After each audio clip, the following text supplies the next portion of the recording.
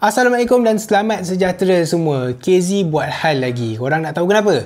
Okey, jadi diorang ada hantar sepasang in-ear monitor baru diorang untuk saya review macam biasalah kan. Tapi untuk in-ear monitor yang diorang hantar ni, dia lagi pelik dan lagi unik dari in-ear monitor yang KZ pernah hantar sebelum ni. Basically, makin lama makin dahsyat IEM yang korang boleh dapat dekat pasaran sekarang ni. Sama juga dengan IEM yang saya akan review dalam video kali ni. Dia ada satu feature yang saya tak pernah jumpa dekat mana-mana IEM lagi dekat market sekarang lah. Tapi apa yang best, harga dia still sangat-sangat mampu milik. Jadi kalau korang berminat, jangan pergi mana-mana. Anda bersama saya Adli di channel YouTube Mona Lisa. Jom!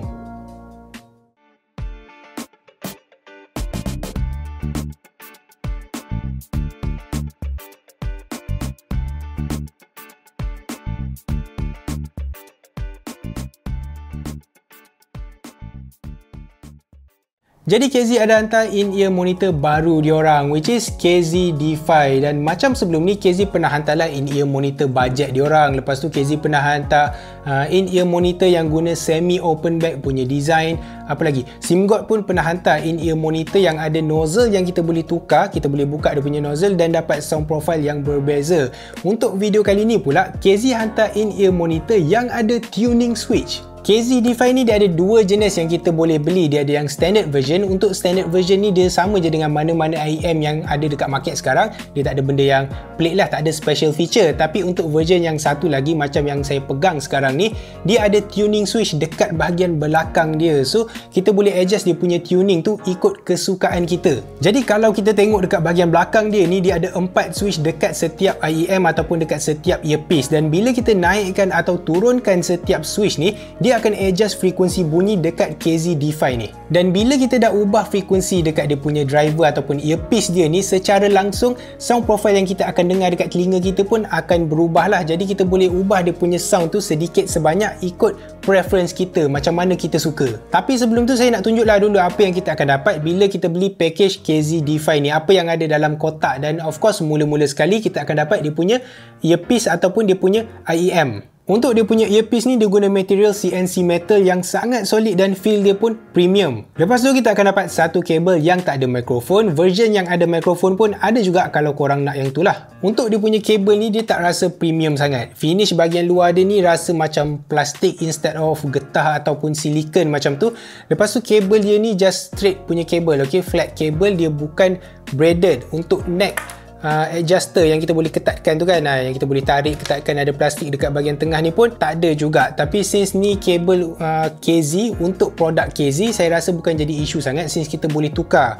Sebab dia punya connector dekat earpiece dia ni, dia guna connector yang sama, design sama. Jadi korang boleh je order kabel lain kalau korang tak suka kabel ni. So yang ni bukan isu besar lah. Lepas tu kita juga akan dapat 2 set ear tips, 3 pasang untuk setiap set. Ada saiz kecil, medium dan besar. Untuk ear tip yang hitam yang ada gelung merah dekat bahagian belakang dia ni, dia lagi kedap sikit dia punya noise isolation tu kalau nak compare dengan ear tip yang warna putih ni. Tapi personally, saya suka ear tip yang dah sedia ada dekat dia punya IEM. Okay, yang ni dia guna foam punya ear tip, dia guna memory foam. Jadi bila kita pakai tu, dia memang betul-betul kedap. Sebab memory foam ni dia akan ikut bentuk dalam telinga kita. Jadi dia tak ada size lah, ada just one size. Basically macam apa orang panggil, free size macam tu. Jadi dia walaupun dia besar, bila kita masukkan dalam telinga, dia akan compress dalam telinga dan memang boleh kata memang betul-betul kedap lah. Okay, hampir tak ada bunyi luar yang akan masuk dalam telinga kita. So korang boleh swap-swap, korang boleh tukar based on yelah korang guna dekat mana ataupun yang mana korang suka. Last kali kita akan dapat satu tool yang seakan-akan macam SIM card punya tool ni, yang kita akan guna untuk kita nak adjust lah dia punya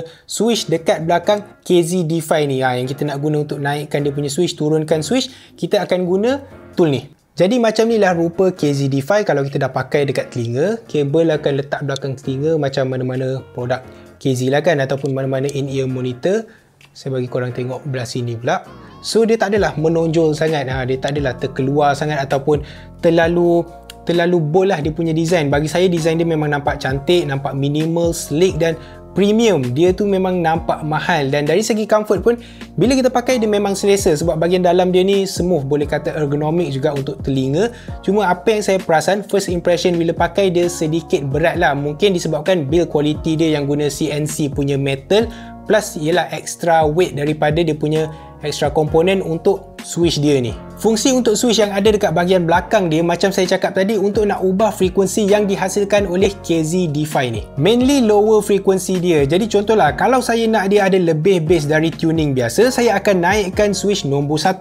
Tapi katakan saya nak lagi banyak bass, saya akan naikkan switch nombor 2 dan seterusnya. Dan kalau kita naikkan ke semua 4 switch, basically kita akan boost semua frekuensi yang dia ada. Lepas tu audio pun akan jadi lebih kuat. Bila kita naikkan switch yang di label 1, 2 dan 3, tak kisahlah sama ada kita naikkan satu-satu ataupun kita naikkan 3-3 sekali, dia akan effect mostly lower punya frekuensi. Jadi part yang bass tu dia akan effect. Tapi bila kita naikkan ke semua switch 1, 2, 3 dan 4, dia akan boost ke semua frekuensi yang ada dekat KZ D5 ni. Dan default tuning yang ada dekat KZ D5 out of the box ialah U-shape punya sound profile. Jadi untuk dia punya tuning switch ni, basically KZ bagi kita flexibility lah untuk nak adjust dia punya bass ni ikut kesesuaian kita, ikut preference kita macam mana. Mungkin kita dah suka dia punya tuning asal, tapi kita nak tambah sikit lagi bass. Bass yang asal tu tak cukup, nak tambah lagi. Kita boleh adjust lah tuning switch dekat bahagian belakang ni ikut kesesuaian kita. Ataupun mungkin kita dengar certain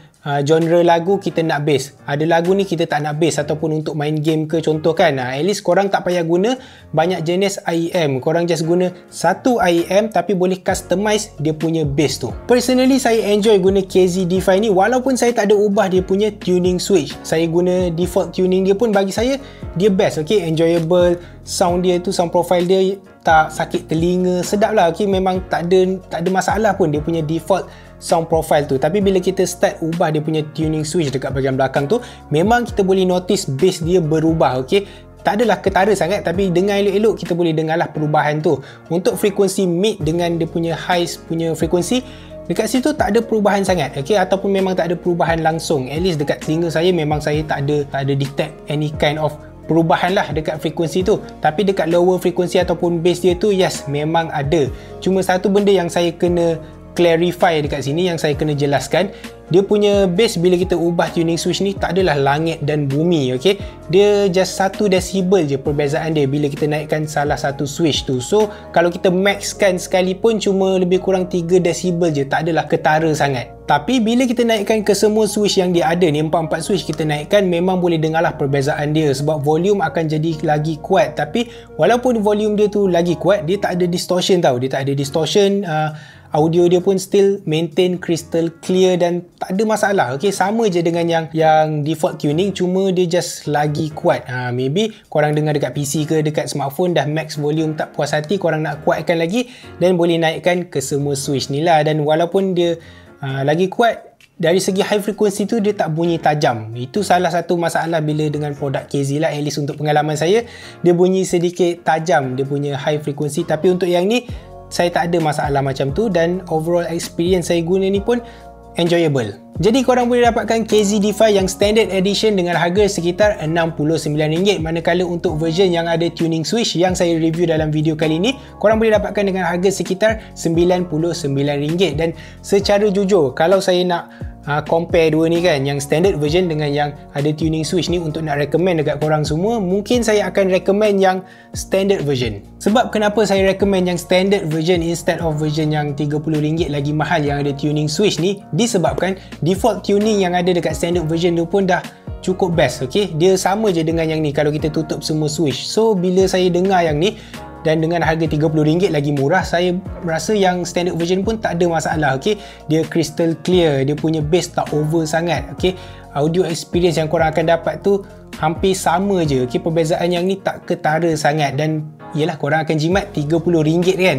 Tapi contohlah dia yang RM99 ni still dalam bajet korang tak kisah nak keluarkan duit lebih sikit untuk experience dapatkan in-ear monitor yang kita boleh adjust tuning directly dekat earpiece dia tu, dan tak salah juga untuk korang nak ambil yang version yang ada tuning switch ni. Dua-dua akan bagi experience yang best untuk korang. Tapi kalau korang memang nak yang bass kuat, saya tak yakin yang KZ D5 ni akan offer korang bass yang kuat lah, bass yang punchy sangat. Dia cukup-cukup makan je. Bass dia tu sedap, sopan. Okay, bass dia sopan, dia ada, tapi dia tak tak kuat sangat. Jadi kalau korang ni base head, nak base yang kuat, saya tak boleh nak recommend sangat lah. Jadi itu saja untuk video kali ni. Kalau korang rasa video ni membantu, korang suka video ni, apa kata korang tekan like dan subscribe dekat channel YouTube Mona Lisa. Dan terima kasih sebab tengok video ni sampai habis. Saya hargai sangat-sangat. Jadi itu saja dari saya, Adli, di channel YouTube Mona Lisa. Berebo. Jumpa lagi.